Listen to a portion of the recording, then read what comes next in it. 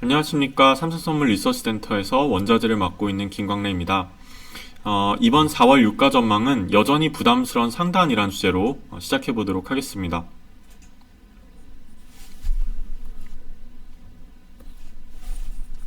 일단 3월 동향부터 살펴보실 텐데요.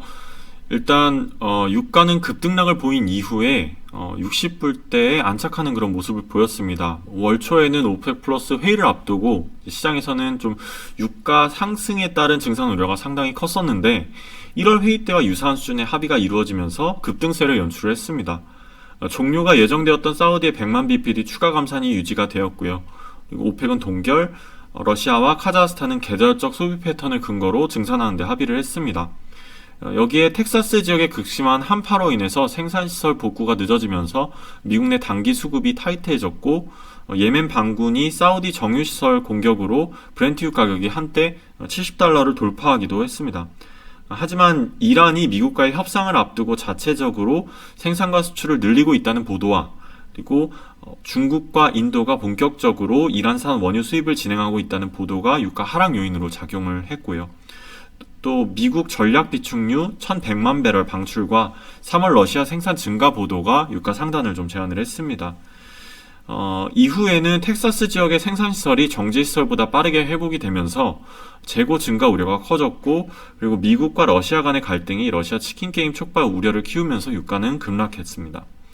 여기에 유럽발 코로나 3차 유행 가능성이 다시 대두되면서 유가는 $60를 하회하기도 했지만 이후에는 스웨즈 운항 중단 영향과 그리고 또 지정학적 리스크 등이 부각이 되면서 다시 강한 상승과 함께 $60를 좀 회복하는 모습을 보였습니다. 일단 앞서 언급드렸던 스웨즈 운하 사태를 좀 간단하게 정리를 해드릴 텐데요. 일단 스웨즈 운하가 중단된 이후에 유가가 좀 단기 상승세를 보이기도 했습니다. 중국을 출발해서 네덜란드 로테르담에 향하던 에버그린 선박이 스웨즈 운항 운항로를 완전히 차단을 했었는데 스웨즈 운하의 운항 폭이 총 200m에 달하는 이제 하루에 수백 척의 배가 지나가는 유럽과 아시아를 잇는 주요 항구이기도 했는데요. 국제 무역의 10%가 이곳을 통해서 이루어집니다. 다른 루트를 이용하게 될 경우에는 최소 15일 이상이 추가로 소요가 되기 때문에 그 비용적인 부담이 상당히 컸고 대부분 선박들은 항로 변경 없이 대기했습니다. 중동 지역에서 유럽에 공급되는 원유, 그러니까 이 항로를 통해서 공급되는 원유는 하루 60만 배럴 정도가 됐었는데 이제 공급 차질이 발생하기는 했습니다만 유럽 내 재봉쇄로 인해서 디젤유 수요와 그리고 제트유 수요가 감소를 했고요. 그리고 넉넉한 유럽 국가들의 원유 재고가 있었기 때문에 충격은 다소 좀 제한되었습니다. 7일간 정상화 작업을 한 끝에 스웨즈 운하 당국은 이제 만조대를 틈타서 예인선 14척이 이제 뱃머리를 돌리는데 성공을 했고요. 이후 운하는 빠르게 정상화되면서 유가도 다시 60불대에서 안정을 되찾았습니다. 또 오른쪽 차트를 보시면 유가는 유럽발 코로나 그 3차 대유행 가능성이 부각이 되면서 좀 하락세를 보이기도 했었는데요. 유럽 내 프랑스와 이탈리아, 독일 등 주요국들의 확진자 수가 급격하게 증가를 했고 그리고 변이 바이러스 확산이 빠르게 진행되면서 주요국들의 봉쇄 조치가 좀 더욱 엄격해졌기 때문입니다. 프랑스 같은 경우는 신규 확진자 수가 작년 11월 이후 최고 수준에 기록했고 그리고 수도 파리를 비롯해서 16개 주가 한 달간 이동 제한 조치를 단행을 했으며 이탈리아는 4월 초까지 국토 절반의 봉쇄 조치가 유지될 예정입니다. 독일 같은 경우는 여론의 반발로 인해서 완전한 봉쇄 조치는 철회했지만 주 정부 차원의 통금 시간 부과와 그리고 재택근무 부과 등 이제 봉쇄 조치는 계속해서 강화하는 움직임이 지속되었습니다. 이번 오펙 플러스의 회의에는 7월까지 점진적인 증산을 하는데 합의를 했는데요. 지난 3개월 동안 러시아와 카자흐스탄이 총 30만 배럴의 증산을 결정한 동안 오펙 국가들은 묵묵하게 증산을 포기하고 동결하는 데 합의를 해왔습니다. 큰 틀에서 보면 감산이라는 큰 게임에서 가장 유리한 수는 다른 이들이 감산을 지속할 때 이제 본인만 증산을 하는 것인데요. 그리고 러시아와 카자흐스탄이 그 전략을 취해왔습니다. 감산 기대가 유지되면서 가격은 지지가 되는 와중에 생산을 늘리면 이제 다른 국가들보다 더 이득을 볼 수 있기 때문인데요. 오펙 국가들 대부분은 재정균형 BEP는 현재 유가 수준보다 높은 상황입니다. 그리고 이들의 예비 생산력은 총 합쳐서 1000만 bpd에 달합니다. 현재 사우디가 추가 감산을 단행하면서 그 나머지 오펙국들이 일부 증산을 하는 것을 눈 감아주는 그런 형국이었는데요. 반면 사우디는 최근 수개월간 추가 감산을 통해서 시장에 다시 한번 영향력을 확인시켜 주었습니다. 하지만 원유 시장 안정화라는 고귀한 명분과 그리고 전 세계의 리더십을 부각시키고 오펙 내 장악력을 재상기시키기 위해서라고 하기에는 사실 100만 bpd라는 추가 감산의 짐이 너무 크다는 주장도 있습니다. 하지만 좀 더 깊이 들어가 보면 사실 추가 감산을 단행해 생산 자체는 줄었지만 수출은 크게 줄지 않았습니다.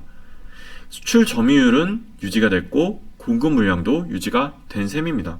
그러니까 작년 대비 평균 5%가량 수출이 감소한 것은 코로나 사태로 전 세계적으로 수요가 900만 bpd 감소한 영향으로 대부분 다른 오펙을 비롯한 비오펙 국가들조차도 평균적으로 약 5%에서 10%가량 수출이 감소한 점을 감안했을 때 사우디가 최근 들어서 딱히 추가 감산을 통해서 다른 국가들보다 더 공급을 감소하기 위해 노력하고 있다라고 보기도 어렵습니다.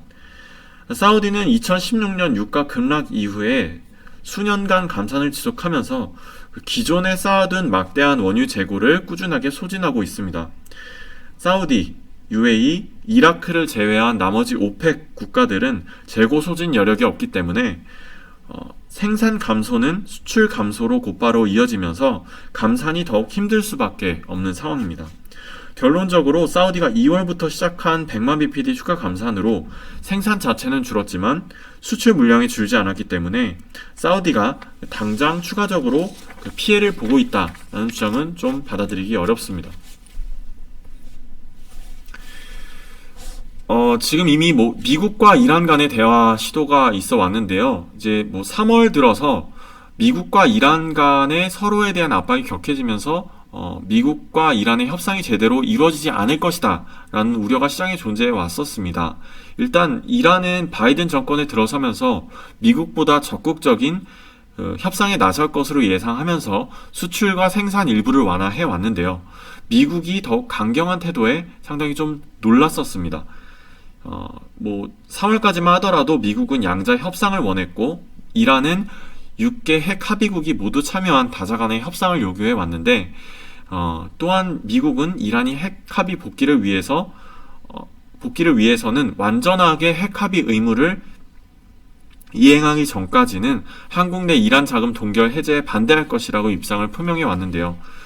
이란은 이에 반해서 미국의 선제적인 제재 해지 이후에야 핵 합의를 이행하겠다고 주장을 해왔습니다. 아직까지는 두 나라 간의 입장차가 극명하게 갈리면서 협상 가능성은 좀 불투명해 왔었는데 일단 두 나라 모두 여전히 좀 강경한 행보를 취하고 있지만 작년 초와 같은 전쟁 직전까지 가는 것을 원치 않을 것임은 좀 분명한 상황입니다. 미국의 제재가 시작된 이후에 2018년 이후 미국의 이란의 생산과 수출은 크게 감소해서 약 200만 bpd가량 공급이 줄었던 반면 지금 현재는 협상 결과에 따라서 세계 원유 시장에 얼마만큼 이란산 원유가 추가될지 여부에 좀 관심이 주목되고 있습니다. 일단 현재는 일단 앞으로 다가올 6일 미국과 이란을 비롯한 나머지 핵 합의국들의 그런 협상이 오스트리아 빈에서 시작될 것으로 예상이 되고 있습니다. 그래서 이와 관련된 이슈도 좀 주목해 볼 필요가 있겠다라고 판단이 됩니다. 미국 내 증산 가능성도 완전히 배제하기는 좀 어려운 상황입니다. 최근 들어서 미국의 리그 수가 코로나 이후에 처음으로 두 자릿수로 증가를 했고요. 일단 바이든 정부도 경기 부양을 위해서 막대한 규모의 부양책을 추진 중이고 또 연방 보조금, 미국 하이힐드 채권 프리미엄도 2년 내 최저 수준을 기록하면서 자금 조달도 셰일기업들이 상당히 좀 용이한 상황입니다.